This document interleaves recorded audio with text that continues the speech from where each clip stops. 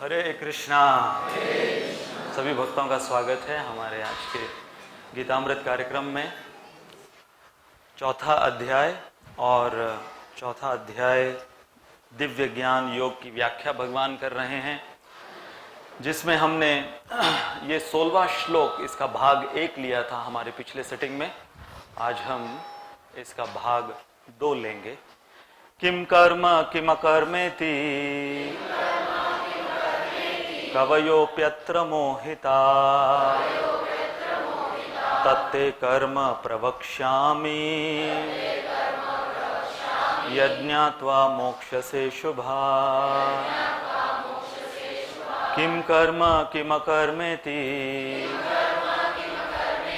कवयोप्यत्र मोहिता तत्ते कर्म प्रवक्ष्यामि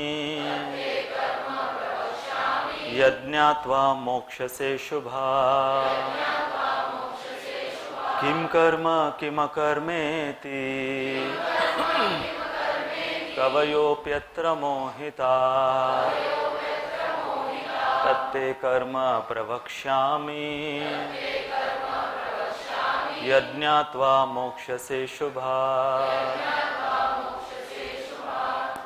अनुवाद शिल प्रभुपाद के द्वारा। कर्म क्या है और अकर्म क्या है, इसे निश्चित करने में बुद्धिमान व्यक्ति भी मोहग्रस्त हो जाते हैं। अतएव मैं तुमको बताऊंगा कि कर्म क्या है, जिसे जानकर तुम सारे अशुभ से मुक्त हो सकोगे। तो अब कर्म की व्याख्या या कर्म के नियमों की व्याख्या भगवान प्रारंभ किए हैं। तो कर्म, अकर्म, विकर्म, ये विभिन्न जो श्रेणियां हैं कर्म की, कैसे इसे समझा जाए। और अंत में भगवान अर्जुन को ये भी कहेंगे कि ये इतना गहन विषय है कि हमारी इस भौतिक बुद्धि से हम इसे पूर्ण रूपेण नहीं समझ पाएंगे। इसलिए आज के श्लोक में जो भगवान ने कह दिया, कवयोप्यत्र मोहिता, कवि अर्थात बुद्धिमान व्यक्ति, कि बड़े बड़े जो बुद्धिमान कवि हैं, कवि अर्थात केवल वो नहीं जो कविता रचते हैं, बुद्धिमान व्यक्तियों को भी कवि कहा जाता है। तो ऐसे वो भी मोहग्रस्त हो जाते हैं कर्म अकर्म विकर्म को जानने में। ये ऐसा गहन विषय है। तो इसलिए हम आज की हमारी चर्चा इस पर केंद्रित रखेंगे कि ये जो भगवान ने ये लाइन कही है, कवयोप्यत्र मोहिता, मोहिता या मोह, मोह का अर्थ क्या है। अब हमारे ही इन वैदिक ग्रंथों में विभिन्न अनुवाद और परिभाषाएं दी हैं इस शब्द मोह की। अक्सर देखिए, ये जो शब्द है, ये जब हम मंदिरों में आते हैं या सत्संग में आते हैं तो ये सारे शब्द सुनने मिलते हैं। ये सब ऐसे स्पिरिचुअल वोकैबुलरी है जो साधारणतः हम एक दूसरे के साथ ये सारे शब्द इस्तेमाल नहीं करते। जैसे माया, अब ये जो शब्द है, ये बाहर इसको किस संदर्भ में इस्तेमाल किया जाता है कि बहुत प्रेम है। हा? मराठी में बोलते हैं ना आप लोग कि त्याची माया, है ना, कि बहुत प्रेम है उसका मेरे ऊपर। और यही अब जब हम इस्कॉन के प्रवचन में ये माया शब्द जब सुनते हैं, तो वो रेड अलर्ट की तरह वो रहता है। तो मोह की एक परिभाषा आचार्यों ने इस प्रकार से दी है, वह आसक्ति जो हमारे मनुष्य जीवन के उद्देश्य के लिए प्रतिकूल हो। अर्थात आसक्ति, इसे नहीं मना किया गया है, आसक्ति को मना नहीं किया गया है। अर्थात वही आसक्ति जब अनुकूल बन जाती है हमारे मनुष्य जीवन के उद्देश्य के लिए, तो उसे मोह नहीं कहेंगे, उसे फिर रुचि, प्रेम, भाव इत्यादि ये सारे शब्द हैं उसके लिए। तो ये जो प्रतिकूल आसक्ति, ये कैसे इस पर कुछ निर्णायक हम एक पॉइंट पर आए कि ये पॉइंट के बाद फिर ये आसक्ति जो है ये मोह में परिणित हो जाती है, या ये आसक्ति जो है वो प्रेम में परिणित हो जाती है। जैसे महाभारत के संदर्भ में कथा है, युधिष्ठिर महाराज जब उनका राज्याभिषेक हो चुका था, अब पूरे हस्तिनापुर के राजा, पूरे विश्व के राजा युधिष्ठिर, अब उनके बाकी के और 4 भाई वो राजमहल में रह रहे हैं। तो हस्तिनापुर में एक बार एक ऐसा किस्सा हुआ कि कुछ लोग कुछ ऐसे प्रश्न लेकर आए युधिष्ठिर महाराज के समक्ष। उस समय युधिष्ठिर महाराज वो सुबह के अपने प्रातःकालीन पूजा में व्यस्त थे, तो उन्होंने भीम, अर्जुन इत्यादि उनको नियुक्त किया हुआ था कि आप थोड़ा कोई भी समस्या लेकर आता है तो आप उसका समाधान दीजिए उन्हें। परंतु ये ऐसी समस्याएं थी या ये ऐसी पहेलियां थी जो अर्जुन, भीम, नकुल, सहदेव इनके द्वारा भी नहीं बुझाई गई। तो सबसे पहला व्यक्ति आता है और वहां पर भीम वो हैं द्वार पर अटेंड करने के लिए। तो ये अपनी समस्या भीम के सामने प्रस्तुत करता है। समस्या ये है, मैंने आज देखा कि मेरा जो खेत, जिसे मेरे खेत की दीवार, उसको मैंने चुना था रक्षा करने के लिए, वो दीवार खेत को खा रही है। दीवार ही खेत को खा रही है। तो भीम, सुबह सुबह नाश्ता भी नहीं हुआ था उनका, और ये क्या तुम बेहुदे बातें कर रहे हो, कोई दीवार खेत को खाती है? रुक जाओ भाई, पूजा उनकी हो जाएगी, युधिष्ठिर आएंगे तो देखते हैं। फिर एक और आया, तो उसकी पहेली के रूप में उसकी समस्या उसने प्रस्तुत की। उसने कहा, मैंने देखा कुएं से मैंने पानी निकाला और कुछ बहुत सारा पानी, बड़े बड़े 2-3 ड्रम में मैंने वो पानी भरा, कुआं खाली हुआ। और फिर जब मैंने वापस से कुएं में वो पानी डाला तो कुआं भरे ही ना। उतना ही पानी जो मैंने कुएं से निकाला, अब कुएं में जब डालने गया तो कुआं भरे ही ना। बुझाओ इस पहेली को। नहीं भाई रुक जाओ, नहीं हमसे नहीं होगा। फिर तीसरा व्यक्ति, उसने कहा, मैंने देखा कि एक गाय जो है वो अपने बछड़े को जन्म दी है और बछड़े को वो चाटते जा रही है, जन्म के पश्चात चाटती है गाय। तो बछड़े को चाटते जा रही है, इतना चाट रही है कि वो बछड़े के स्किन से, चमड़ी से खून निकलने लगा। और फिर चौथा व्यक्ति वो पहेली लेकर आता है कि मैंने देखा कि रास्ते में एक बहुत पर्वत समान पत्थर गिरा हुआ है, रास्ते को रोक दिया है, जो नदी की ओर रास्ता है हमारे गांव का, उसको रोक दिया है। और फिर सभी प्रयास कर रहे हैं उस पत्थर को हटाने का, कोई पत्थर हटा नहीं पा रहा है। फिर एक साधु आते हैं, एक सन्यासी आते हैं, और वो अपने सन्यासी चद्दर से एक धागा निकालते हैं और उस धागे को वो बांधते हैं उस पत्थर के चारों ओर, और उस पत्थर को उस रास्ते से बाहर निकाल देते हैं। कैसे संभव है? तो युधिष्ठिर महाराज आते हैं तो उनके सामने अब ये 4 पहेलियां। तो युधिष्ठिर महाराज कहते हैं कि ये जो पहली पहेली है, ये सब कलयुग के लक्षण। वो बताया कि अभी कलयुग शुरू होने वाला है, हमारा द्वापर युग खत्म होने वाला है, और ये चारों जो पहेलियां हैं ये वास्तविक रूप में हैं क्या? कलयुग शुरू होने के लक्षण है।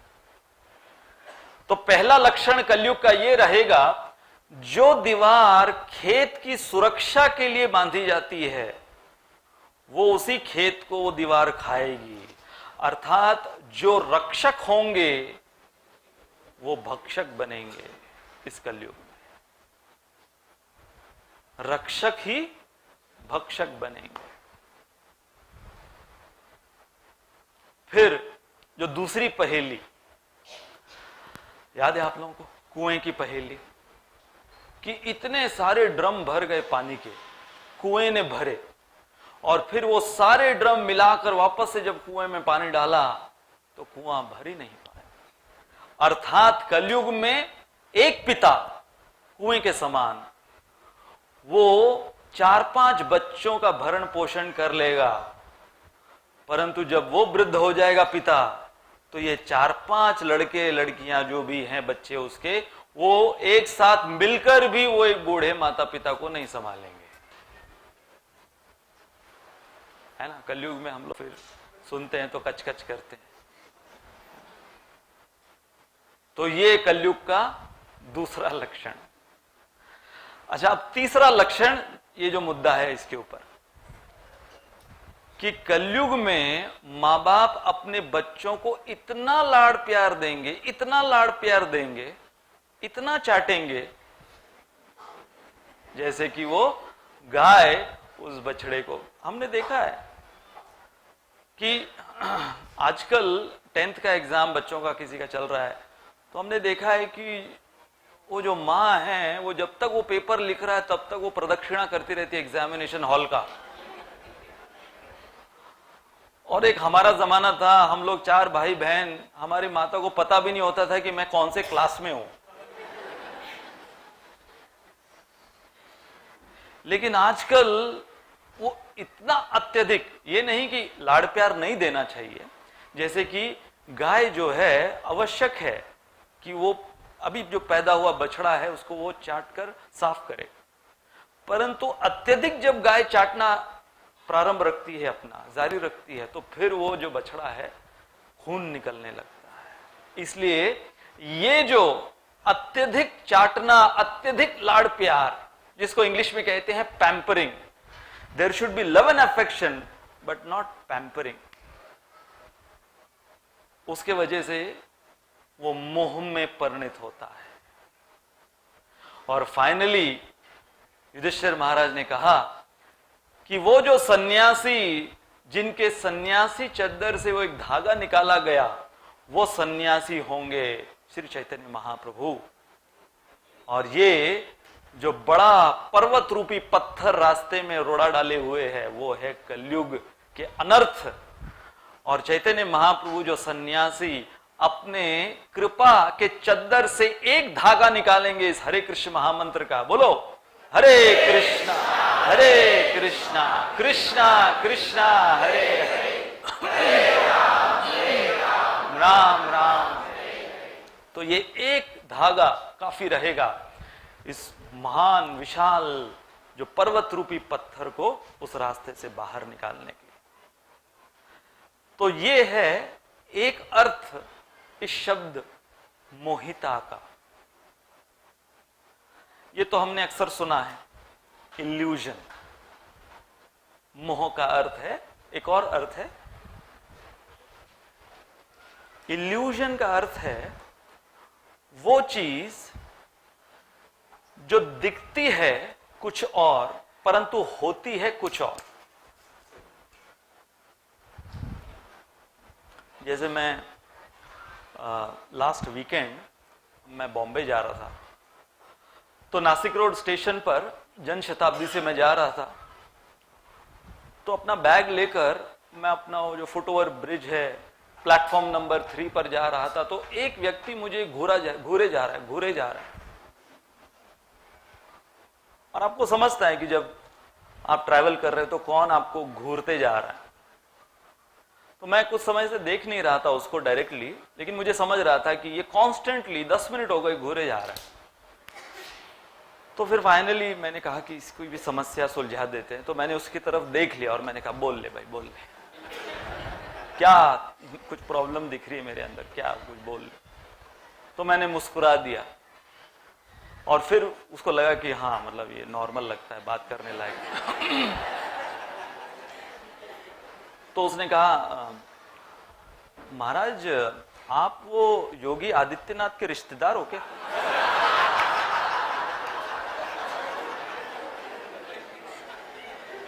ये अभी इस लास्ट वीकेंड की बात। तो मैंने कहा नहीं, खाली कपड़े वैसे हैं शायद।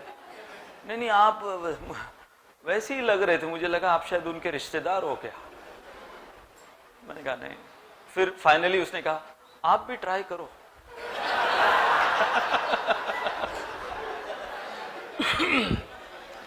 तो मैंने कहा और कोई हो ना हो, एक वोट तो मिलेगा।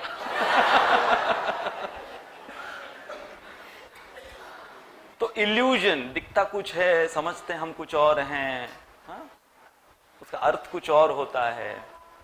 तो मोह, जैसे हमने कहा कि सत्संग में आते हैं तो ये मोह माया, हाँ? ये सारे जो शब्द हैं ये सुनने मिलते हैं। जैसे वो प्रसिद्ध कथा है, महाराज जनक, उन्होंने ये प्रश्न एक बार अपने विद्वत सभा से पूछा कि ये मोह माया से छुटकारा कैसे पाया जाए।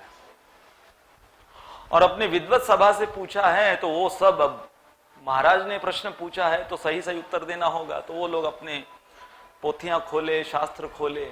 उसी समय अष्टवक्र मुनि उन्होंने प्रवेश किया महल में, और जैसे ही अष्टवक्र मुनि ने प्रवेश किया तो ये लोग सब, अब इस समय यदि अष्टवक्र मुनि ने प्रवेश किया है तो ये तो प्रश्न ठीक ठीक इसका जो जवाब है यही दे पाएंगे। तो फिर महाराज जनक भी बहुत प्रसन्नचित हुए कि इस समय पर ऐसे महान विद्वान ज्ञानी अष्टवक्र मुनि आए हैं। तो फिर उन्होंने तुरंत ये प्रश्न उनके सामने रख दिया।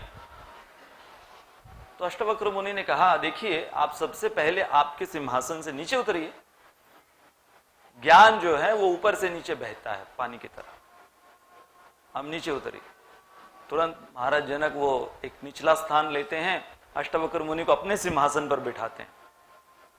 अब प्रश्न क्या है, पूछो। वही प्रश्न, मोह माया से कैसे छुटकारा पाया जाए।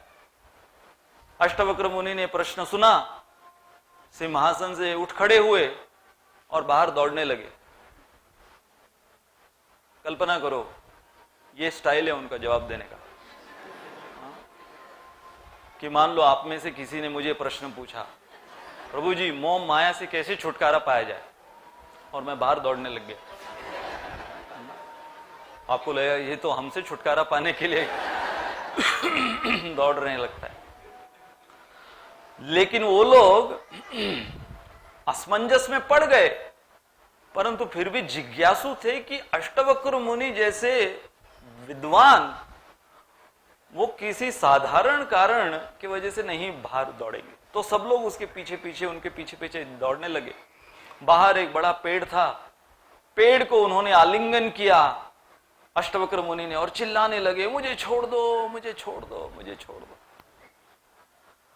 और महाराज जनक को उनके सवाल का जवाब मिल गया। होता क्या है, हम लोग ही पकड़ कर रखते हैं मोह माया को, हम लोग पकड़ कर रखते हैं और पकड़े हुए फिर प्रश्न पूछते हैं, कैसे छुटकारा पाया जाए, कैसे छुटकारा पाया जाए। जैसे कि एक शिकारी तोते को कैसे पकड़ता है। जिन तोतों को शिकारी बेचता है पिंजड़े में डालकर, अब उनको वो तीर नहीं मार सकता क्योंकि वो घायल हो जाएंगे तोते, और घायल तोते को कौन खरीदेगा। तो जिस पेड़ पर अक्सर तोते आकर बैठते हैं, जहां पर उनके मंडली जमती है, तो उस पेड़ पर एक बांबू से रस्सी को पिरोकर वो एक झूला बनाता है शिकारी, उसके लिए एक झूला बनाता है। जैसे ही तोता झूले को देखता है तो झूले पे जाके बैठने का प्रयास करता है, तो अपने पंजों को रखता है, और जैसे ही उस बैम्बू पर वो अपने पंजे रखता है तो वो बांबू जो है घूमने लगता है। जैसे वो बांबू घूमता है तो तोता वजन के वजह से नीचे जाने लगता है, और उस तोते को लगता है कि मैं गिरने वाला हूं, मैं गिरने वाला हूं। और जैसे वो सोचता है कि मैं अभी गिरने वाला हूं, और कसकर पकड़ता है उस बांबू को। तो जितना कसकर पकड़ता है उतना घूमता है, जितना घूमता है उतना और कसकर पकड़ता है। और इस कश्मकश में, तोते की इस कश्मकश में शिकारी आता है, तोते को पकड़ता है, पिंजड़े में डाल देता है। तोते ने करना क्या था, तोते ने केवल छोड़ देना था उसे, परंतु उस भ्रम में, उस इल्यूजन में तोता चला जाता है कि यदि मैं इस बांबू को छोड़ दूंगा तो मैं नीचे गिर जाऊंगा। उसी प्रकार से हम भी मोह माया को कसकर पकड़ते हैं और कसकर पकड़ना चाहते हैं, यह सोचते हुए कि यदि मैं छोड़ दूं तो गिर जाऊं। ये नहीं जानते कि हमारे पास भगवान ने वो पंख दिए, तोता कितना ऊपर उड़ सकता है, परंतु उस आसक्ति के कारण, उस भ्रम के कारण वो तोता जो है पिंजड़े में बंद कैद हो जाता है और फिर सालों साल उस पिंजड़े में बंद रहता है। तो इसे कहते हैं इल्यूजन। तो आज हम दो प्रकार के ये इल्यूजन्स जो होते हैं इस पर चर्चा करेंगे। एक इसको कहते हैं इल्यूजन ऑफ परसेप्शन और एक है इल्यूजन ऑफ कंसेप्शन। घबराइए मत, हिंदी में इसका अनुवाद हम आपके सामने प्रस्तुत करेंगे। इल्यूजन ऑफ परसेप्शन का अर्थ है जब हमारी दृष्टि में भ्रम होता है, भ्रमित दृष्टि। इल्यूजन ऑफ कंसेप्शन का अर्थ है भ्रमित विचारधारा। और हम चाहे पशु हो मनुष्य हो, विशेष रूप से हम मनुष्य, हम दोनों रूप से हम भ्रमित रहते हैं। हमारी दृष्टि से we are illusioned by our perception and we are also illusioned by our conception। तो सबसे पहले हम लेंगे भ्रमित दृष्टि। What is illusion of perception? क्या कहते हैं आप लोग मराठी में? दिसत तस नसत फस्त। तो आपके सामने हमारा पहला वीडियो दिखाएंगे आपको। आप लोग ने सब आईपैड देखा होगा, एप्पल कंपनी का, कईयों के घरों में भी आपके होगा आईपैड। तो ये एक, अब देखो आप लोग जब सिनेमा देखने जाते हैं तो वहां पर वो स्क्रीन के ऊपर जैसे आपने ये सब देखा, ये कुछ इसमें रत्ती भर भी सच्चाई नहीं थी, लेकिन आपकी आंखें क्या देख रही है? उसने वो तौलिया घुमाया और एक कुत्ते का पिल्ला बन गया। तो आंखें क्या देखती हैं वो स्क्रीन के ऊपर, और धीरे धीरे जो मन बुद्धि है, वो मन बुद्धि पूरा शॉर्ट सर्किट होके वो साइड में बैठ जाती है कि ये आंखें जो देख रही हैं, हम लोग कितनी भी बुद्धि लगाएं इसको समझने की, क्या लॉजिक है कि कैसे ये हो रहा है, लेकिन फाइनली मन बुद्धि को चुप कर देता है। मजा आ रहा है, देखने दे, इस आंखें को देखने दे। हाँ? तो ये जो सिनेमा में दिखाते हैं कि पूरे 3 घंटे का एक सिनेमा पूरा आप देख कर आओ, उसके अंदर एक्शन है, रोमांस है। जैसे वो कौन सी मूवी थी ना बहुत फेमस, DDLJ, है ना? अभी तक वो लोग बोलते हैं कि उसके गीत गाते रहते हैं लोग। तो DDLJ देखकर एक पति पत्नी आते हैं घर पर। तो पत्नी पति को कहती है, तुम नहीं कभी वो शाहरुख खान के जैसे प्यार करते मुझे। देखो काजोल को कैसे प्यार कर रहा था। तो पति कहता है, देखो भाई 3 कारण हैं उसके, वो जो उसको इतना प्यार कर रहा है ना, उसके 3 कारण हैं वो शाहरुख खान। सबसे पहला कारण है कि 3 घंटे करना है उसको। हाँ, उसको बोलो जिंदगी भर कर। सबसे पहला कारण है केवल 3 घंटे करना है उसको, और उस 3 घंटे के प्यार के उसको 3 करोड़ मिलते हैं। कोई मुझे दे, क्यों नहीं करूं?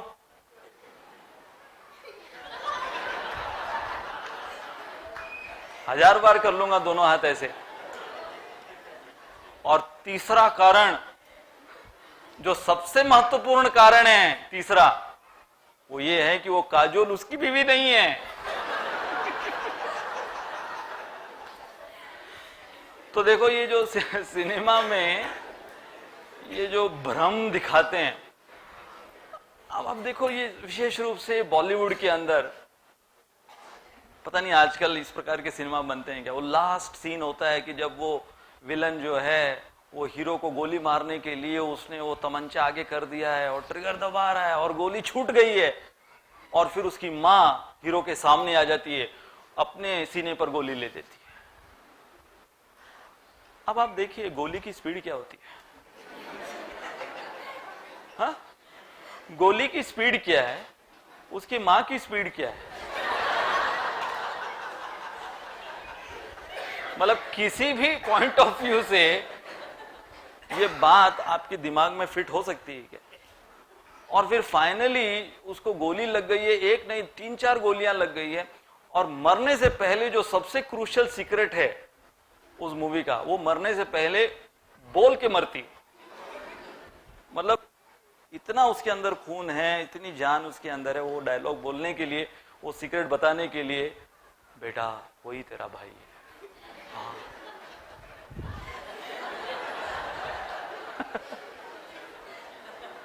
तो क्या होता है, हम लोग देखते हैं फिर बाद में वो आंसू टप टप टप टप टप टप आंसू टपक करेंगे।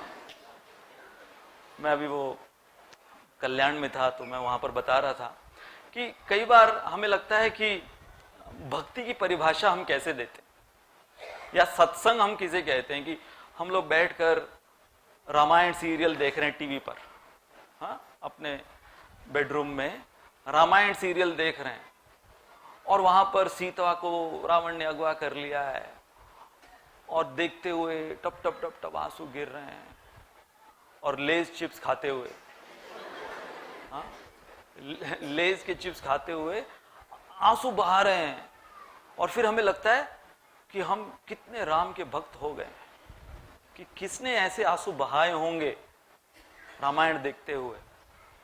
और फिर आधे घंटे का वो सीरियल होता है, जब सीरियल खत्म हो जाता है फिर हम चैनल चेंज करते हैं, चैनल चेंज करते हैं, इंडिया पाकिस्तान मैच चल रहा है, उसके अंदर पाकिस्तान जीत रहा है, इंडिया हार रही है, वहां पर भी टप टप टप टप आंसू गिर रहे हैं। तो मतलब चाहे वो रामायण में सीता को रावण ने हरण कर लिया हो, या फिर इंडिया पाकिस्तान मैच में इंडिया हार रही हो, हमारे आंसू तो वैसे ही निकल रहे हैं। परंतु वो वास्तविकता नहीं है, वो आंसू जो निकल रहे हैं वो वास्तविक प्रेम के आंसू नहीं है। इसलिए एक मुझे डिवोटी ने ये वीडियो भेजा था, और उन्होंने मुझे पूछा कि ये जो जादू, एक डेविड कॉपरफील्ड कर मैजिशियन है बहुत फेमस, तो ये डेविड कॉपरफील्ड का ये जो जादू है, ये मैंने आज तक ऐसा जादू 1 मिनट के अंदर कोई कर दिखाए, मैं पूरा कंफ्यूज्ड हूं, तो यदि तो इसको क्रैक कर सकता है तो बता। तो मैं आपके सामने पहले तो ये जादू प्रस्तुत करना चाहूंगा, फिर हम देखते हैं कि हम इसका पर्दाफाश कर सकते हैं क्या।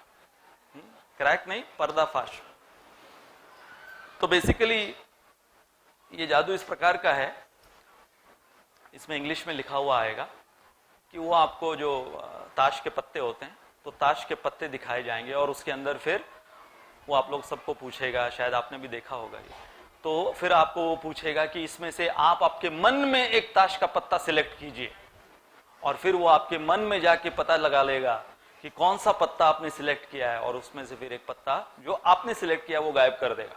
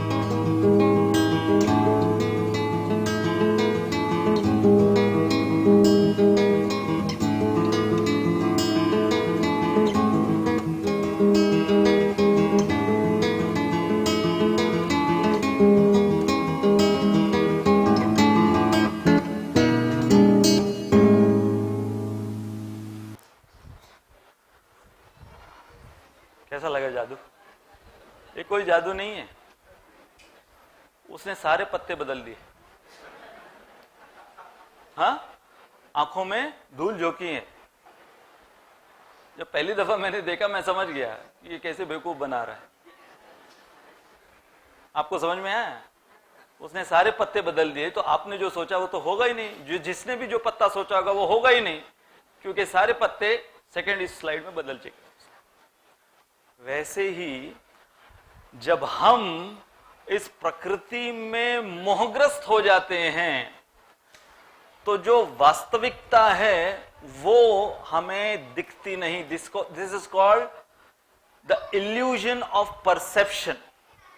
सबसे पहले हमारे दृष्टि का भ्रम, ये बहुत ही बायोलॉजिकल और फिजिकल सेंस में है ये। अब इससे ज्यादा जो हम मनुष्य जिससे भ्रमित रहते हैं इस पर हम चर्चा करेंगे, और ये है illusion of conception. This is more deeper and more dangerous and deadlier than the illusion of perception. This is called the illusion of conception. तो इसमें 10 प्रकार के भ्रम हैं जो हमारे अलग अलग शास्त्रों में भ्रम की परिभाषा दी गई है, विशेष रूप से हम मनुष्यों के संदर्भ में। तो 10 प्रकार के भ्रम, 10 types of illusion, and this is in regards to illusion of conception, विचारधारा का भ्रम, भ्रमित विचारधारा। तो सबसे पहला भ्रम बद्ध जीव को होता है, world is meant to provide for my quota of enjoyment. कि हम जब पैदा होते हैं तो हम इस भ्रम में और बढ़ते रहते हैं, और हमारी परवरिश भी होती है कि ये जो पूरा संसार बनाया गया है ये तुम्हारे भोग के लिए बनाया। जैसे कि हिरण्यकशिपु, हिरण्यकशिपु वो इस कैटेगरी में था कि जितने देवी देवता हैं 33 करोड़, भगवान विष्णु भी, ये सब मेरे भोग के लिए बनाए गए। और उसने प्रयास भी किया कि इन सब को वो अपनी सेवा में लगाते हुए वो जो सर्वोपरि भोग विलासी बने उस पद को ये प्राप्त करे, इसके प्रयास में वो था हिरण्यकशिपु। हालांकि फिर विफल हुआ उसका वो सारा प्रयोजन, उसका पूरा program. So this is the first type of illusion. Second, जब इस भ्रम में बद्ध जीव बड़ा होता है और फिर समय का प्रभाव उसके ऊपर देखता है कि समय कैसे प्रभावी है उसके ऊपर, the influence of time factor, तो उसको क्या लगता है, time factor will one day work in my favour. अभी समय मेरे साथ नहीं है, परंतु एक समय आएगा, वो वक्त आएगा जब वक्त मेरा साथ देगा। हमारे पुराणों में कथा है, ऐसे ही एक जंगल में एक तोता रहा करता था और बहुत खुशहाल उसका जीवन था, छोटा सा उसका परिवार और एक पेड़ पर उसका घोंसला, और जिसको कहते हैं ना happily ever after type life उसकी चल रही थी। तो एक दिन यमराज उस जंगल से गुजर रहे थे और ये तोता जानता था यमराज जी को, और यमराज जी ऊंचे पेड़ पर था ये तोता। तोते ने यमराज को देख लिया। अब तोता थोड़ा घबराया कि यमराज जी यहां पर क्यों घूम रहे हैं, क्योंकि यमराज जी जहां पर भी घूमते हैं वो ऐसे ही हाय हेलो करने नहीं जाते हैं किसी को। तो ये तोता थोड़ा सा घबराए हुए यमराज जी को देख रहा है। अब इस तोते की सिट्टी पिट्टी गुल हुई जब यमराज जी ने तोते को देख लिया। इतने ऊपर उस टहनी पर यमराज जी की नजर पड़ी, गर्दन ऊपर करके यमराज जी ने उस तोते की ओर देखा और देखते गए यमराज जी, और बहुत ही ऐसे अचरज भरी दृष्टि दी तोते को। तोता घबराया और इतना घबराया यमराज जी निकल पड़े। बस एक उन्होंने लुक दिया, एक ग्लांस, पूरा अचरज भरा ग्लांस, और निकल पड़े।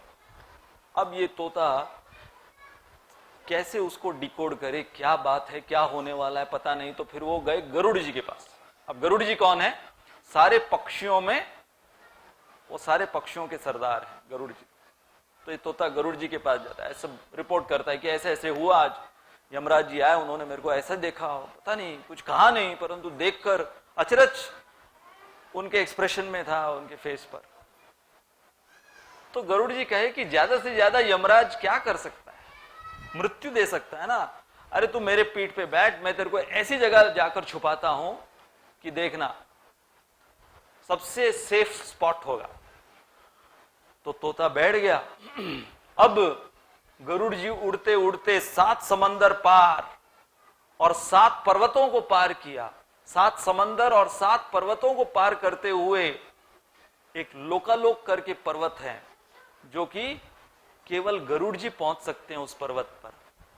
उस पर्वत पर एक गुफा है, उस गुफा के अंदर उस तोते को जाकर छिपाया गरुड़ जी ने और कहा बस यहां पर तुम सुरक्षित रहो, कुछ नहीं होगा। तो जैसे ही गरुड़ जी उस तोते को वहां पर छोड़े और बाहर आ रहे थे गुफा से, वो तोता चिल्लाया जैसे कि किसी बहुत विकट पीड़ा में है और वहीं मर गया। गरुड़ जी अचरज में कि 7 समंदर पार, ये 7 पर्वतों के पार, ये लोकालोक पर्वत के ऐसी गहन गुफा में मैंने इसे छुपाया था और यहां रखते ही ये मर गया। कुछ तो कनेक्शन है वो यमराज जी जो देख रहे थे उससे। तो तुरंत गरुड़ जी गए यमलोक पता कराने के लिए कि क्या बात है। जैसे ही गरुड़ जी अब यमराज जी के सामने अब लैंड कर रहे हैं, यमराज जी गरुड़ जी को वेलकम करते हुए बोलते हैं बहुत बहुत धन्यवाद गरुड़ जी आपका। धन्यवाद? किस बात का धन्यवाद? मैं परसों उस तोते को देख रहा था उस जंगल में और मैं सोच रहा था कि इस तोते का मरण लोकालोक पर्वत की उस गुफा में लिखा हुआ है, लेकिन ये इतना सा तोता एक दिन में उधर पहुंच कैसे पाएगा? क्योंकि इतनी दूर उड़ान भरनी है तो इतनी दूर कैसे उड़ के जाएगा ये? इसलिए मैं उसको देख रहा था अचरज भरी नजरों से, कैसे पॉसिबल है? इसका रिकॉर्ड के अनुसार तो इसका मरण कहां लिखा है? वहां लिखा हुआ। तो कई बार हमको लगता है कि हम भी ये पॉलिसी निकाल लें, ये पॉलिसी निकाल लें, हैं? LIC, मेडिकल, ये वो सारे इंश्योरेंस पॉलिसी निकाल लें। हाँ? वो क्या है? 7 समंदर पार करके, 7 पर्वतों को पार करके लोकालोक पर्वत पे ऐसी गुफा बनाए हमारे लिए कि जैसे वहां पर अब कोई हमें पकड़ने आने वाला नहीं। और बाद में समझ में आता है कि अरे मृत्यु हमारी वहीं लिखी थी। तो जब इस भ्रम में कि समय जो है वो एक दिन मेरे अनुकूल कार्य करेगा, this is the second illusion. My way of enjoyment is the best. देखो,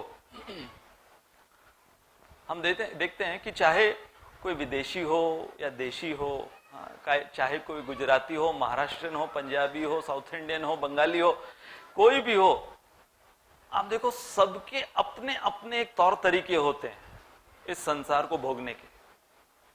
मुझे याद है एक बार एक महाराष्ट्रियन परिवार मुझे बुलाए थे प्रसाद के लिए। तो ये पूरन पोली बनाते हैं खास वो लोग, तो पूरन पोली उन्होंने बनाई थी। अब हुआ क्या कि वो पति और पत्नी दोनों के अलग अलग मत थे कि पूरन पोली किसके साथ खानी चाहिए। पता नहीं आज दिन तक मुझे समझ में नहीं आया कि ये पूरन पोली किसके साथ एक्चुअली खाते हैं। मैं अब तक कंफ्यूज हूं, पता नहीं ये इल्यूजन ऑफ परसेप्शन है या कंसेप्शन है। तो पति बोल रहा था, उसने वो बोला कि प्रभु जी इसको सार के साथ खाओ, सार के साथ। पत्नी कह रही थी नहीं दूध के साथ खाओ, दूध के साथ ज्यादा अच्छा लगेगा। अब वो दोनों ऑपोजिट है, वो सार और दूध दोनों ऑपोजिट है। तो यहां पर वो अब दोनों ने रख दिया, इधर दूध भी रख दिया, इधर वो सार भी रख दिया। अब ये लोग दोनों में बहस शुरू हो गई कि पूरन पोली खाते किसके साथ हैं, किसके साथ सबसे ज्यादा। तो ये बोल रहा है सार के साथ, ये बोल रही दूध के साथ, सार दूध। मैं बैठा हूं। मैंने कहा भाई आपके दूध और सार में लग रहा है एक दूसरे को किसी को मार पड़ने वाली है अभी। और फाइनली मैंने कहा कि आप मेरे लिए चावल ले आओ, क्योंकि फाइनली मेरे को पूरन पोली पसंद ही नहीं। अच्छा, अरे प्रभु आप पहले बताते, हम तो यहाँ पे ना खामखा हम तो सार और दूध में अटके हुए हैं। मैंने कहा आपने टाइम ही नहीं दिया, आप ही बिजी थे दोनों, सार दूध। तो यही होता है कि कई बार किसी को लगता है कि पोहे के अंदर शेंगदाना होना ही चाहिए, और कई हैं जो उससे नफरत करते हैं कि क्या ये हर चीज के अंदर शेंगदाना डाल देते हैं। तो ये कुछ उदाहरण, व्यावहारिक उदाहरण दे रहा हूं मैं आपको। ऐसे आप लोग बहुत ट्रांसलेट करके मुझे भी दे सकते हैं उदाहरण, कि कैसे हमको लगता है this enjoyment is the best enjoyment. फिर माई चॉइसेस आर अनमैच्ड, मैंने जिसको चुना, या जो मैंने कपड़ा चुना, जो मैंने घर चुना, जो मैंने पति पत्नी चुना, जो भी कुछ, ये मेरी बेस्ट चॉइस है। माई चॉइसेस आर अनमैच्ड। जैसे कई बार घरों के अंदर किस बात के ऊपर डिबेट होता है कि टूथपेस्ट, मंजन होता है ना, मंजन, कि मंजन का जो ट्यूब होता है उसको नीचे से दबाना चाहिए कि बीच से दबाना चाहिए। इसके ऊपर बहस होती है कि वो पति वो ऊपर से दबाकर टूथपेस्ट छोड़ देता है, फिर पत्नी नीचे से दबाती है, उसको पूरा स्ट्रेट करती है। उसके ऊपर फिर नाश्ते के टेबल पर बहस होती है कि टूथपेस्ट नीचे से दबाओ। क्या लॉजिक है उसको नीचे से दबाओ, ऊपर से टूथपेस्ट बाहर आना चाहिए। नहीं, टूथपेस्ट तो बाहर आएगा, लेकिन फाइनली वो ट्यूब कैसा दिखेगा, वापस जब लगाओगे तो ट्यूब कैसा दिखना चाहिए। बोले अरे दांत कैसे दिखने चाहिए वो देखो, ट्यूब कैसा दिखना चाहिए। होता है, बहस होती है कि टूथपेस्ट का ट्यूब कहां से दबाना चाहिए।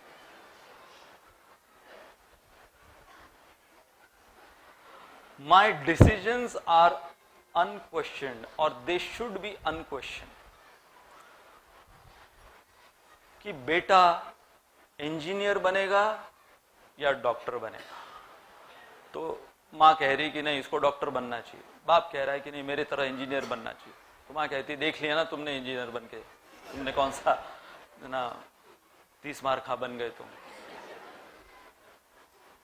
तो दोनों, और बच्चे को पूछा ही नहीं। वो एक वो व्हाट्सएप वीडियो सर्कुलेट हुआ है ना कि तुमको बड़ा होके क्या बनना है, बच्चों को पूछा जा रहा है।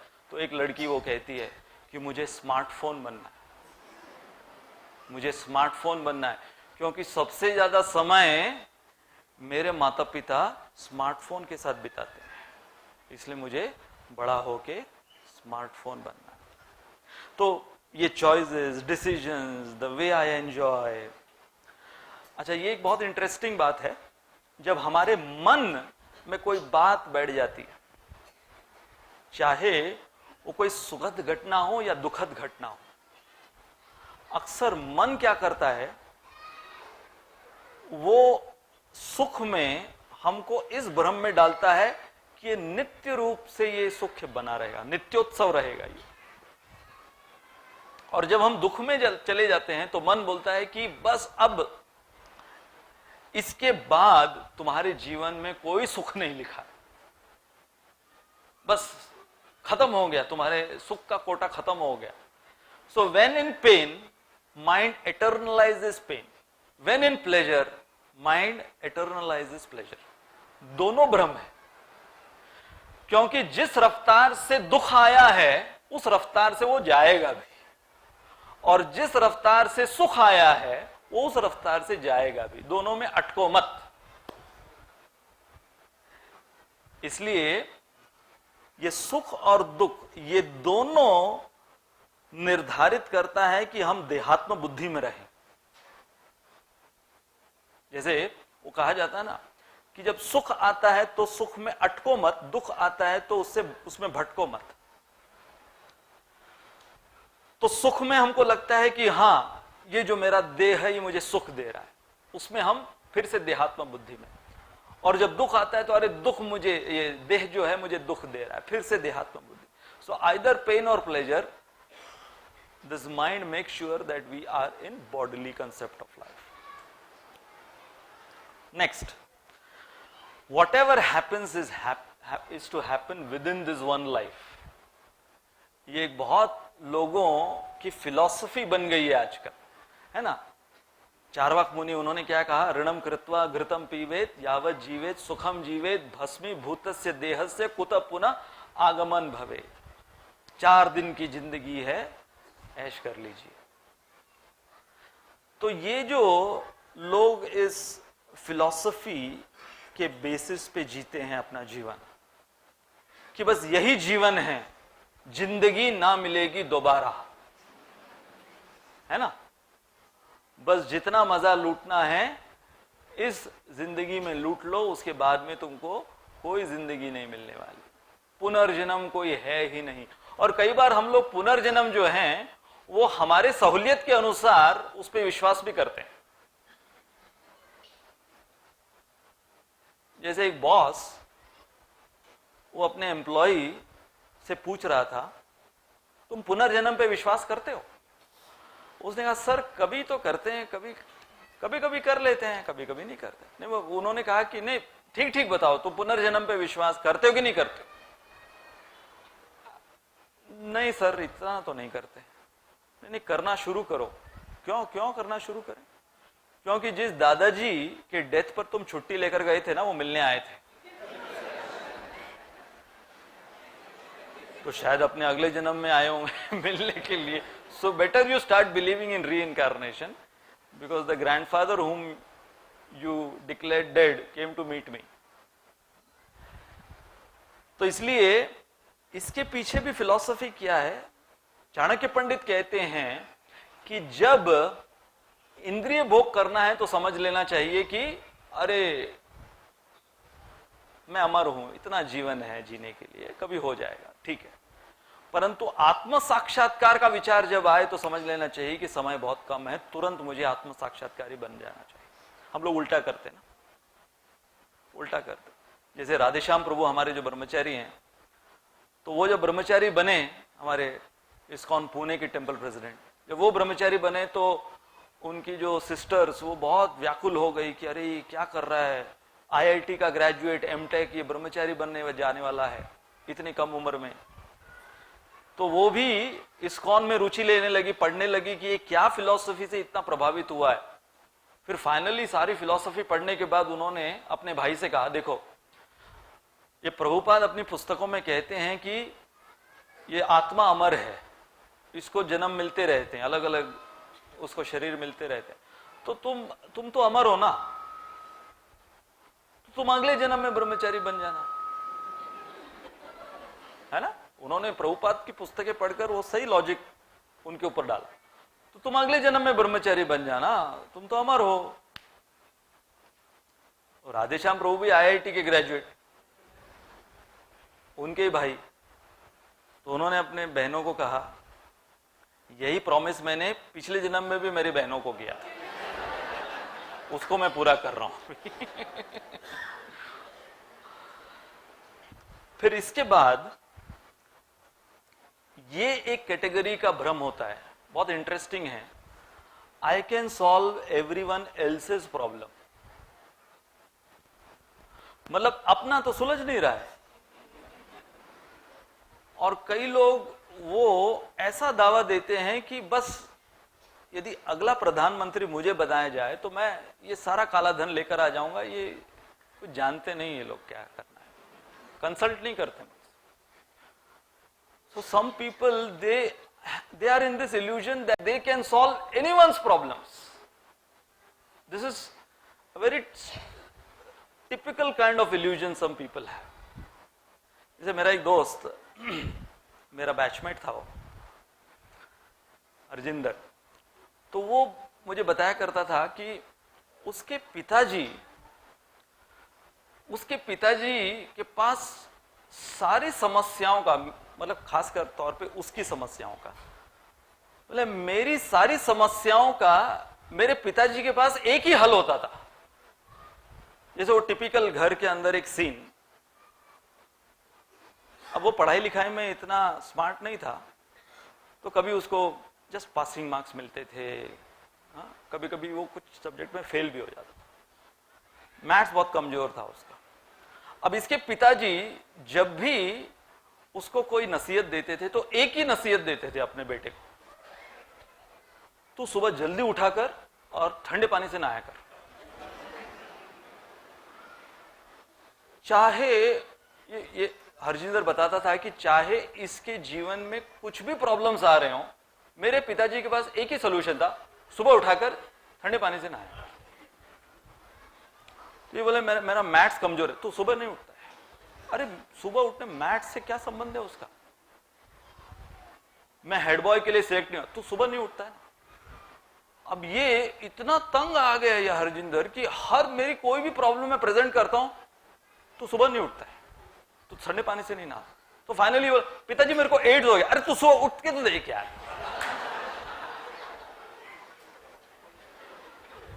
मतलब अभी सुबह उठने से एड्स सॉल्व हो जाएगा?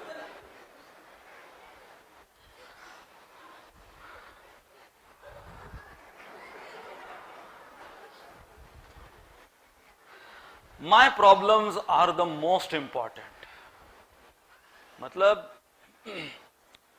चाहे कितना भी प्रदूषण फैल रहा हो, कितना भी ग्लोबल वार्मिंग सब कुछ हो रहा हो, लेकिन मेरी जो समस्या है अभी, आज की मेरी समस्या, जैसे कहते हैं ना, गृहिणी से पूछो उसकी क्या समस्या है, क्या समस्या बोलती है कि बाकी चाहे काला धन किधर भी हो, कौन सी भी पॉलिसीज, टैक्सेशन, डिमोनेटाइजेशन, जो भी कुछ हो रहा हो वो सब साइड में। क्या समस्या है गृहिणी की?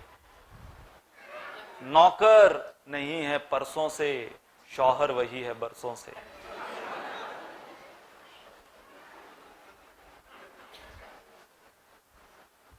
और फाइनली ये जो भ्रम से बद्ध जीव हर समय मायूस रहता है कि मेरे जीवन की ऐसी समस्या है कि यदि भगवान भी अपने 10 अवतार में अवतरित हो जाएं, अरे वो भी नहीं सॉल्व कर सकते। हाँ? तो ये कैटेगरी है। या सुबह उठ के ठंडे पानी से स्नान कर, सब हो जाएगा उससे। अब illusion of perception and illusion of conception जिसकी हमने चर्चा की, तो ये है परसेप्शन की जब बात आती है कि दृष्टि, भ्रमित दृष्टि, ज्यादातर आप देखते हो जानवरों के अंदर, पशु समाज के अंदर, वो लोग अपने दृष्टि से, जैसे कि एक मछली है, एक मछली को जो मछुआरा है वो बेट फेंकता है, हुक के अंदर वो कुछ ब्रेड लटका के या फिर कुछ मांस का टुकड़ा, कीड़ा, और फिर वो हुक में जो फिशिंग रॉड से पकड़ते हैं फिशेस को। तो जो मछली है उससे भ्रमित, उसको समझ में नहीं आता है कि इसके पीछे हुक है, उसके आंखों को दिखाई वो हुक नहीं देता है। तो मनुष्यों में और जानवरों में अंतर क्या है कि जानवरों के अंदर इल्यूजन ऑफ परसेप्शन है प्रचुर मात्रा में, और हमारे अंदर इल्यूजन ऑफ कंसेप्शन है प्रचुर मात्रा में। अब आप देखो कि एक मछली जो है वो नहीं जानती कि उसके पीछे हुक है जो उसको वो अटक जाएगी उस हुक के अंदर, परंतु मनुष्य जानता है, जैसे कि को जो सिगरेट पीते हैं वो जानते हैं कि जो सिगरेट है उनको कर्क रोग देगी, लिखा भी है उसके ऊपर, सब लोग जानते हैं। जो सिगरेट बना रही है वो कंपनी, वो भी जानते हैं, जो पी रहे हैं वो भी सब जानते हैं, स्मोकिंग किल्स, लेकिन जानते बूझते हुए वो जो कर रहा है, this is called conception, illusion of conception. ऐसे ही एक चेन स्मोकर था, तो चेन स्मोकर को एक महात्मा ने कहा कि देखो तुम्हारा ये जो धूम्रपान है उसके 3 फायदे हैं तुम्हारे। पहली दफा कोई फायदे बता रहा है धूम्रपान के, तो वो बहुत एक्साइट हो गया। वो भी 3 फायदे, वो भी एक साधु महात्मा बता रहा है। क्या है भाई ये 3 फायदे? सबसे पहला फायदा है कि तुम्हारे घर पे कभी कोई चोर चोरी करने नहीं आएगा। तो उसे समझ में नहीं आया कि धूम्रपान से चोर की चोरी का क्या कनेक्शन है। दूसरा फायदा, कभी तुम्हें कुत्ते या बंदर परेशान नहीं करेंगे। कुत्ते और बंदर परेशान नहीं करेंगे, धूम्रपान का क्या संबंध है उससे। तीसरा फायदा, तुम कभी बूढ़े नहीं होंगे। अरे वाह, और थोड़ा इसको एक्सप्लेन करो, टीका इसके ऊपर। फिर साधु महात्मा कहते हैं, देखो तुम जो इतना चेन स्मोकिंग करते हो, इतना धूम्रपान तुम कर रहे हो, तो इसके वजह से तुम रात भर खांसते रहोगे। तो क्योंकि तुम रात भर खांसते रहोगे तो चोर को क्या लगेगा, जगा हुआ ये, तो कभी नहीं आएगा चोरी करने डर के मारे। इसलिए पहला फायदा तुम्हारे धूम्रपान करने का, चोर कभी नहीं आएंगे चोरी करने। और क्योंकि एक समय बाद तुम्हें छड़ी लेकर चलना पड़ेगा, तो छड़ी लेकर जब चलोगे तो कुत्ते डर के मारे नहीं आएंगे पास में। ये दूसरा फायदा है। और तीसरा फायदा, तुम जवान मरने वाले हो तो तुम बूढ़े कैसे होगे। फिर फाइनली वो समझ गया कि इसके अंदर व्यंग था, व्यंग, टॉन्ट था। अब इल्यूजन को साइकोलॉजी की भाषा में दो प्रकार के नाम दिए गए। एक बोलते हैं यूटोपिया, दूसरे को कहते हैं डिस्टोपिया। अब यूटोपिया का अर्थ क्या होता है, imagining that everything is perfect and pleasant. और डिस्टोपिया का अर्थ होता है imagining that everything is imperfect and everything is unpleasant. तो कई बार हम इस भ्रम में जीवन जीते हैं कि जो कुछ हो रहा है अच्छा हो रहा है ना।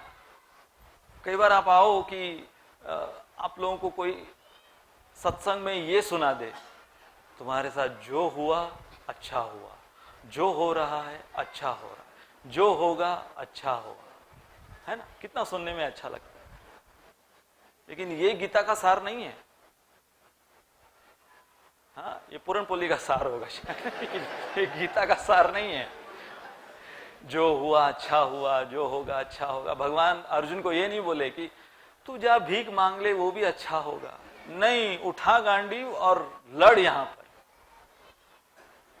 उनके लिए कोई अच्छा नहीं होने वाला है, और तू छोड़ के जाएगा, तेरे लिए भी कुछ अच्छा नहीं होने वाला है।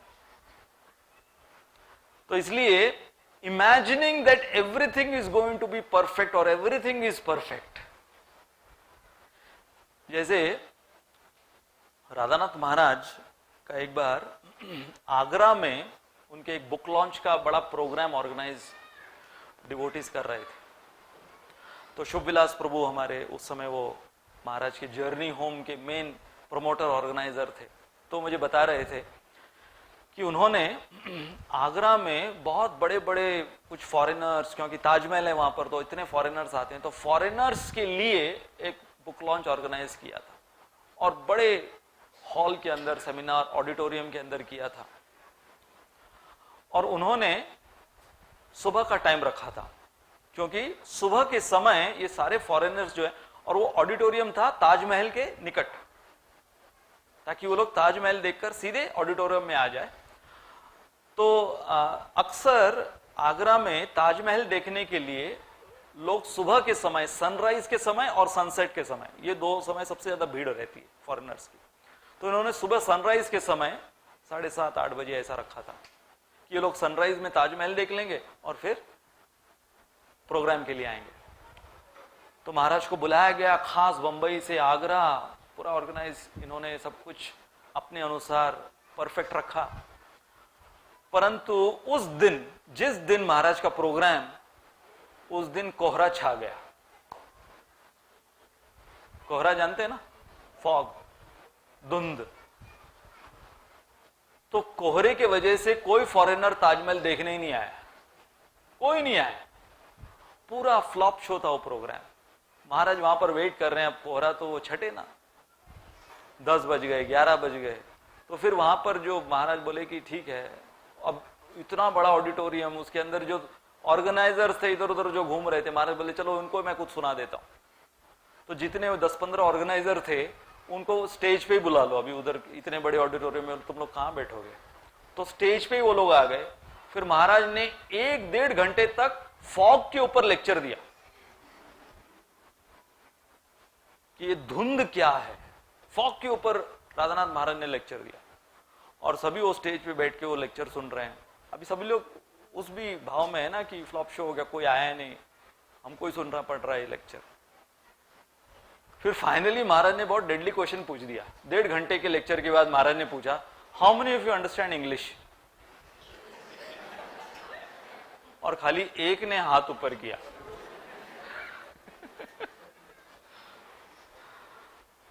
तो फिर महाराज बता रहे थे, these are the instances in your life when nothing goes your way.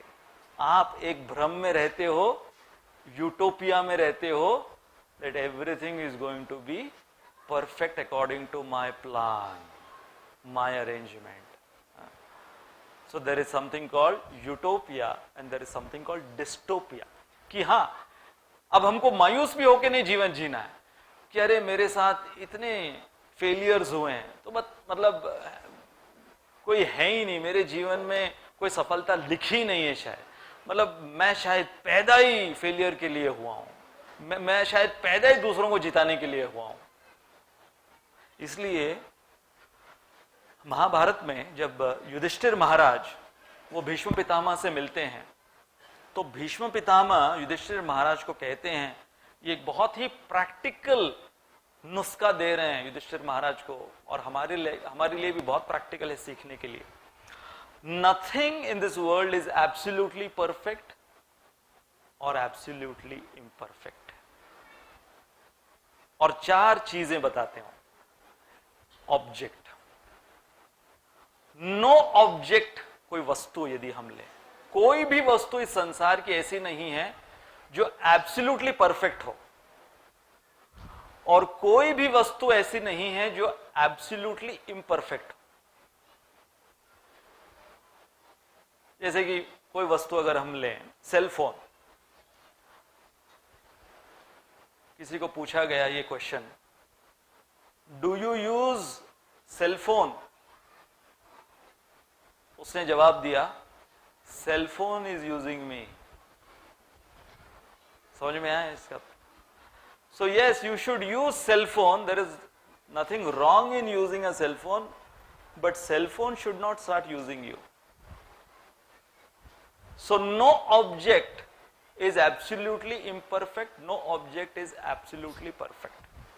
Then person, no person is absolutely imperfect.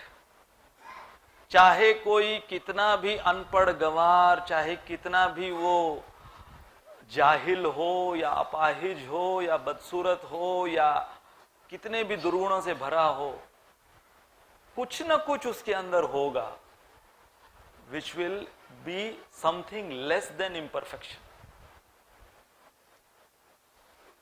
And nobody is perfect. ये तो हम लोग सब अच्छे से जानते हैं, nobody is perfect. हाँ, हम लोग सब एक मिस्टर परफेक्ट, मिसेस परफेक्ट की खोज में होते हैं लोग, है ना, कि वो विवाह से पहले कौन है वो मिस्टर परफेक्ट या कौन है वो मिस परफेक्ट,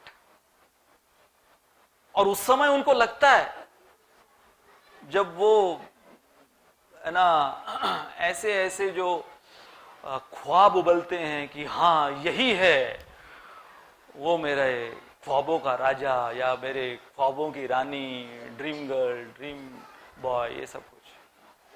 ऐसी शादी हुई एक की, और वो जो उसकी पत्नी ब्यूटी पार्लर में गई थी, होता है ब्यूटी पार्लर में जाके शादी से पहले, तो 2 दिन से ब्यूटी पार्लर जा रही थी वो। शादी के दिन कैसे वो प्रेजेंट अपने आप को करेगी, तो शादी हो गई, अब वो ब्यूटी पार्लर वाले का बिल देना था, बिल बाकी था उसका।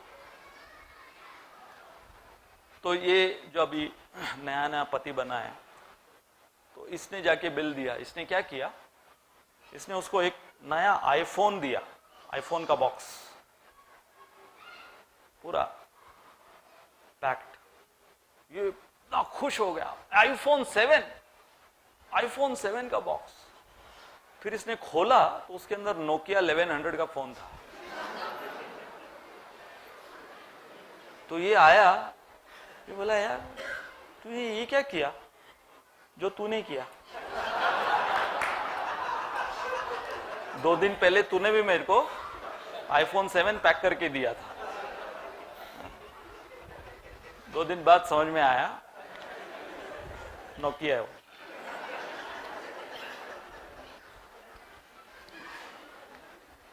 फिर प्लेस, जगह, स्थान। कईयों को लगता है बस विदेश में सेटल हो जाए। हाँ, विदेश जैसा कोई देश नहीं। क्या मौसम अच्छा रहता है, कितना सब साफ सुथरा रहता है, कोई हॉर्न नहीं मारते, कोई कुत्ते नहीं भौंकते हैं। हाँ, कितना अच्छा रहता है। पहली दफा जब मैं और गोविंद प्रभु अमेरिका गए थे फर्स्ट टाइम 2005 में, तो हम लोग सब इतना एक्साइटेड थे। हम लोग दोनों फर्स्ट टाइम, फर्स्ट 2 ब्रह्मचारी अमेरिका जा रहे हैं राधा गोपीनाथ मंदिर से, पूरे एक्साइटेड थे कैसा रहेगा। फ्लाइट में भी हम लोग बैठे हुए कि जो हम लोग इतना सुने हैं वैसा ही है क्या? है क्या? है कि नहीं? अच्छा, सब कुछ वहां पर अच्छा था। हमको कोई अंदाजा नहीं था कि एक, अब ये थोड़ी एक बहुत ही इंटरेस्टिंग प्रॉब्लम है, कर ही लेते हैं हम शेयर। जो कि हमको उधर जाने के बाद समझ में आया है कि वहां के टॉयलेट में पानी नहीं होता है। अब आपको ये छोटी बात लग रही होगी, लेकिन आप जाओगे समझ में आएगा आपको, ये बहुत मेजर चीज है वो। हम भारतीयों के लिए ये बहुत मेजर चीज है। हम लोग सब पले बड़े हैं बाल्टी, मग्गे, लोटे, इन सब से। और हम लोग, मैं और एक हमारे राधानाथ महाराज के डिसाइपल, तो हम लोग एक पिट्सबर्ग में प्रोग्राम किए, और वो प्रोग्राम किसी अमेरिकन के घर में था। कम से कम इंडियंस वहां पर वो लोग कुछ तो जुगाड़ कर रखते हैं, मग्गा रख लेते हैं, लोटा रख लेते हैं, कुछ बाल्टी रख लेते हैं। लेकिन ये अमेरिकन फैमिली, जिसके अंदर प्रोग्राम के बाद हमको वहीं रुकना था, तो अभी प्रोग्राम तो हो गया, मेरे को लेक्चर की चिंता नहीं थी। चिंता ये नहीं थी कि क्या मैं लेक्चर सुनाऊंगा, वो सब हो गया। उसके बाद में अभी सुबह इतना बड़ा तो उनका वो बाथरूम था, मतलब ऑलमोस्ट वो ना 200 स्क्वायर फीट का तो बाथरूम था उनका, और उसके अंदर न तो कोई बाल्टी, न कोई मग्गा, न कोई लोटा, कुछ नहीं। तो रात के 12 बजे तक हम दोनों सोच रहे हैं कि कल सुबह क्या करेंगे।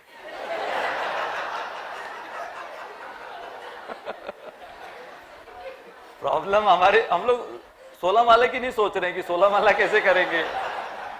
16 माला के पहले हाँ, उस अनर्थ को कैसे निकालेंगे। तो अभी रात के 12 बजे, बाकी वो लोग तो सब सो गए, हमको उन्होंने ऊपर वाला फ्लोर पूरा दे दिया था, और हम लोग देख रहे हैं अभी दूसरे कमरे में भी नहीं जा सकते कि उनको पता चलेगा कि पता नहीं क्या चोरी वोरी कर रहे हैं, दूसरे कमरे में क्यों जा रहे हैं। तो हम लोग ढूंढ रहे थे कहीं कोई ऐसे बाल्टी मिल जाए या कोई मंगा मिल जाए। तो कुछ नहीं, एक डस्टबिन मिला, लेकिन वो डस्टबिन जाली वाला था। होते ना जाली वाले डस्टबिन, तो जाली वाला डस्टबिन हमने सोचा अभी ये इसमें तो पानी कोई अटेगा नहीं। फिर देखा कि वो जो टॉयलेट का कमोड था और वो जो वॉश बेसिन था उसमें आधा किलोमीटर का अंतर है। तो फिर फाइनली ये जो डिवोटी है बोले, प्रभु जी मैं ऐसा करता हूँ, मेरे को एक आइडिया। हम लोग जब आए थे ना शाम को, तो मैंने इनका गार्डन देखा था। तो गार्डन में क्या है, गार्डन में मैंने पाइप देखा वो पानी डालने, तो वो मैं लेके आता। तो वो गए रात के 12 बजे उधर, वो पाइप लेके आए, इतना बड़ा होस पाइप जैसा, उठा के बाथरूम के अंदर उन्होंने वॉश बेसिन में उसको लगाया। तो फाइनली मिशन अकम्प्लिश्ड। और सुबह वो जो होस्ट है, वो लोग वो सोच रहे हैं कि ये रात में इन्होंने क्या सर्कस किया है, ये पूरा गार्डन का इतना बड़ा पाइप और ये सब कुछ। तो फाइनली देखो, कोई भी स्थान, एक ब्रिटिशर वो नासिक में आया, अब वो लोग तो टिश्यू पेपर यूज करते हैं, हाँ, उनको कोई आइडिया नहीं है कि ये इंडियंस, ये लोग ये शौचालय में पानी इतना क्यों इस्तेमाल करते हैं। अभी तक उनको बात समझ में नहीं आई है।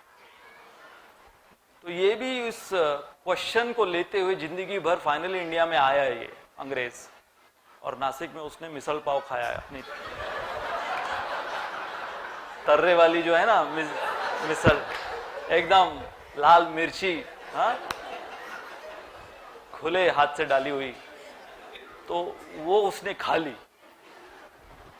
और खाने के बाद जो सुबह उसके हाल हुए, फिर तुरंत उसने अपनी वाइफ को फोन किया और कहा कि अब मुझे पता चला है कि ये लोग पानी क्यों इस्तेमाल करते हैं, क्योंकि टिश्यू पेपर तो आग पकड़ ले।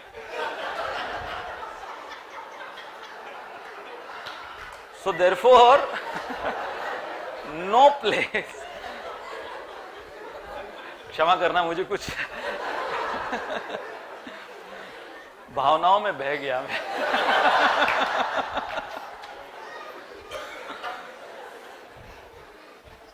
And finally know situation. तो कोई वस्तु, कोई व्यक्ति, कोई स्थान और कोई परिस्थिति, भीष्म पितामह कहते हैं all of these four things, they are not absolutely imperfect all over in this creation or absolutely perfect. इनके अंदर आपको गुण भी मिलेंगे, दुर्गुण भी मिलेंगे। फाइनली इल्यूजन ऑफ गॉड इस बद्ध जीव का क्या होता है, ये देखिए। इल्यूजन ऑफ गॉड इस बद्ध जीव का ये होता है कि वो भगवान के साथ एक संधि करना चाहता है। किस प्रकार की संधि करना चाहता है? भगवान को कहता है, भगवान आपके पास, आप सर्वशक्तिमान हो, मेरे पास शक्ति इतनी नहीं जितनी आपके पास है, तो शक्ति आपकी होगी, बुद्धि मेरी होगी। This is the illusion of God, my intelligence but your power. आप आपकी बुद्धि मत लगाना, बुद्धि मेरी लगाने दो, सारे प्लान्स मैं बताऊंगा आपको, आप शक्ति। रावण की मेंटालिटी है, रावण यही किया ना कि मुझे आपकी शक्ति चाहिए। कौन? सीता। अब देखो, रावण और शूर्पणखा ये दोनों कैसे भाई बहन थे सच्चे, कि शूर्पणखा को राम चाहिए थे, सीता नहीं। रावण को सीता, राम नहीं। तो जब इस प्रकार की कुत्सित बुद्धि होती है, जैसे एक बार एक व्यक्ति वो भगवान से वार्तालाप कर रहा है और इसी मनोधारणा में, कौन सी मनोधारणा में? Your power my intelligence. तो भगवान से पूछता है, भगवान आप एक बात बताओ कि आपका एक मिनट, आपके वैकुंठ लोक का एक मिनट हमारे पृथ्वी के कितने वर्ष होते हैं, उसका अप्रोक्सीमेट। तो भगवान ने कहा 10,000 साल होते हैं। मेरा एक मिनट तुम लोगों का 10,000 साल।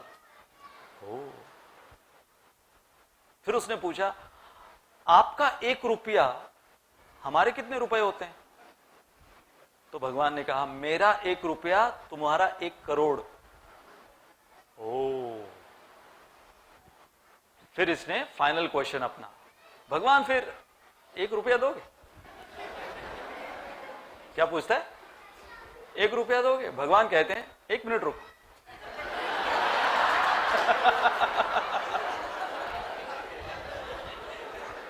एक मिनट रुक, मैं आता हूं। तो कोई अगर भगवान को बेवकूफ बनाने जाता है, तो भगवान ने गीता में कह दिया है कि जितने ठग हैं उन सब का सरदार भी मैं हूं। कोई अगर भगवान को ठगने जाएगा तो। इसलिए हमारे आचार्य हमको क्या सिखाए हैं कि भगवान की तरफ हमको किस धारणा में जाना चाहिए। मानस देहो गेहो जो किछु मोर, आरपिलु तुआ पदे नंद किशोर। कि जो कुछ मेरा है भगवान, मैं सब कुछ सर्वस्व आपको समर्पित करता हूं, मारो भी राको भी जो इच्छा तो हार। अब आपकी जो इच्छा हो, आपकी शक्ति, आपकी बुद्धि, आपकी इच्छा, ये है जब हम इस अंततः इस मोह से बाहर आ सकते हैं। This is called coming out of the ultimate illusion of God, which means सर्वधर्मान परित्यज्य माम एकम शरणम व्रज। जो अर्जुन ने गीता सुनने के पश्चात अंत में अपने एक्शन से दिखाया कि अपना सर्वस्व भगवान को अर्पित करते हुए क्या कहा, अब करिष्ये वचनम तव, जो आप चाहोगे हे केशव वही मैं करूंगा। बहुत बहुत धन्यवाद। हरे कृष्ण।